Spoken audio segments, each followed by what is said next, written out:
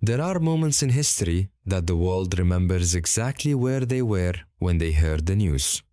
The assassination of Kennedy, the fall of the Berlin Wall, the towers coming down on a clear September morning.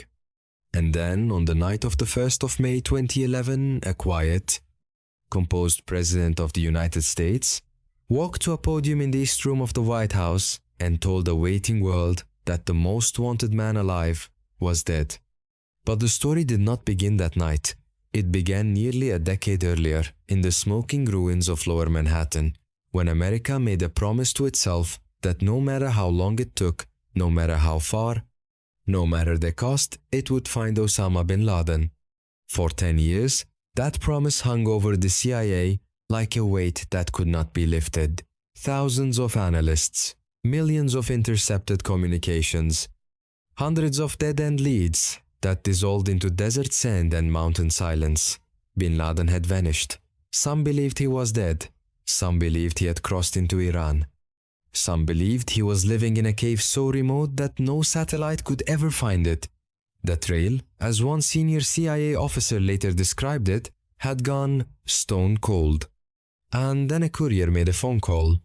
His name was Ibrahim Said Ahmed, known by his alias Abu Ahmed al-Kuwaiti. He was one of bin Laden's most trusted messengers. For years, the CIA had known his name, but not his face. Known his voice, but not his location. He was a ghost moving between cities and borders, carrying messages for a man who had sworn never to use a telephone or connect to the internet again. But in 2010, Ibrahim made a mistake.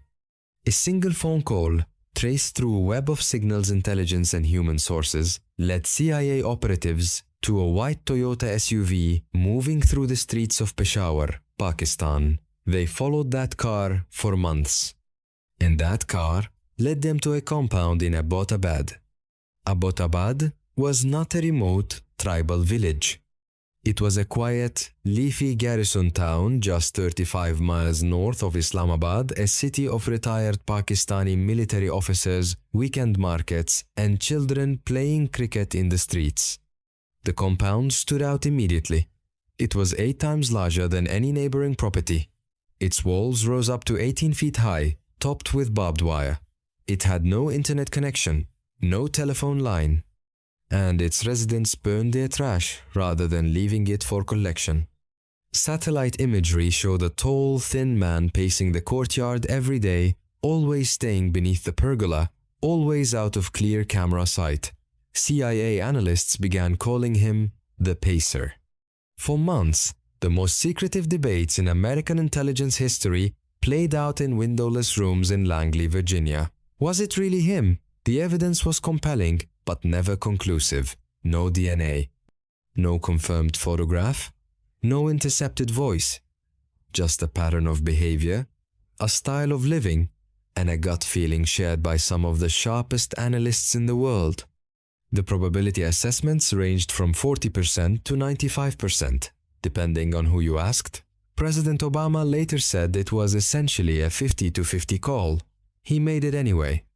The plan was debated furiously at the highest levels.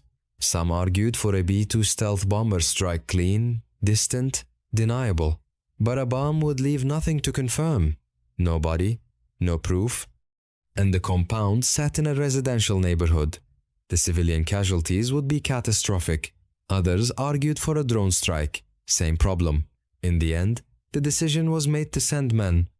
The unit chosen was SEAL Team 6, officially known as the Naval Special Warfare Development Group, or DEVGRU.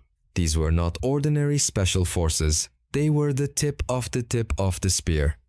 Operators who had spent years in the darkest corners of the war on terror, running raids in Iraq and Afghanistan with a speed and precision that seemed almost impossible. They were given a replica of the Abbottabad compound, built at a classified location, and told to rehearse the raid until it lived in their muscle memory. They flew the mission again and again in the dark. They timed every second. They prepared for every scenario, including the possibility that they would have to fight their way out of Pakistan. On the night of the 30th of April 2011, President Obama gave the final order. At 11 p.m. local time on May 1st, two modified Black Hawk helicopters, specially designed stealth variants that had never been publicly acknowledged to exist, lifted off from Jalalabad Air Base in eastern Afghanistan and crossed into Pakistani airspace without a single word to the Pakistani government. Flying low and fast, using terrain to mask their radar signature, the helicopters carried 23 SEAL operators, a Pakistani-American interpreter, and a Belgian Malinois military dog named Cairo. The flight took approximately 90 minutes. Inside those helicopters, the men were quiet. Some prayed, some ran through the mission in their minds one final time. All of them understood that what they were about to do could start a war between two nuclear-armed nations if anything went wrong. At 1 a.m., they reached Abbottabad. The first helicopter moved to hover above the compound's courtyard for a fast rope insertion, but the air was warmer than expected. The helicopter lost lift, clipped the compound wall, and went down hard into the courtyard.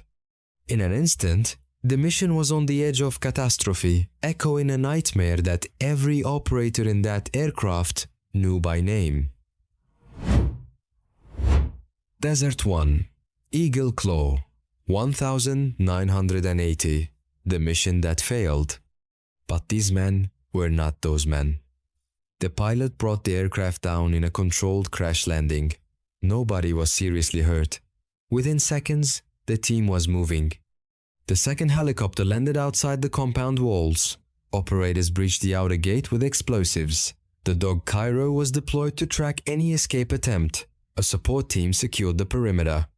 And inside the main building, 3 SEAL operators began moving upward floor by floor, room by room, through darkness and gunfire, and the screams of women being pulled aside to safety. On the second floor, they encountered bin Laden's son Khalid. He was shot and killed. On the third floor, behind the closed door, a figure moved. The lead operator pushed through. And there, in a Spartan room with a mattress on the floor and a small television, stood Osama bin Laden. He was taller than expected, thinner. His beard had gone grey. He moved toward the bed, where 2 weapons lay within reach. He never got there. 2 shots, one to the chest, one above the left eye. The most wanted man in human history fell and did not rise again. The entire raid lasted 38 minutes. The operators collected hard drives, documents, flash drives, and every piece of intelligence they could carry. Bin Laden's body was wrapped and taken aboard the remaining helicopter. The crashed Black Hawk was destroyed with explosives to protect its classified stealth technology. And as dawn began to break over the mountains of Pakistan, the helicopters crossed back into Afghanistan. Within hours, a DNA test confirmed what the operators already knew.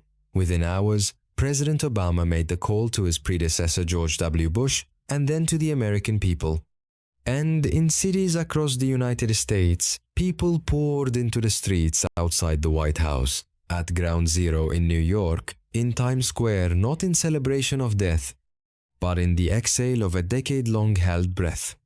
Bin Laden's body was washed, wrapped in a white sheet in accordance with Islamic tradition, and buried at sea from the deck of the USS Carl Vinson in the North Arabian Sea. No grave, no shrine, no place for followers to gather.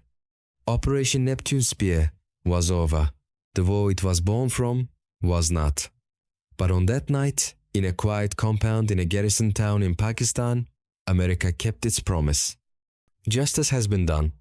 President Barack Obama, the 1st of May 2011.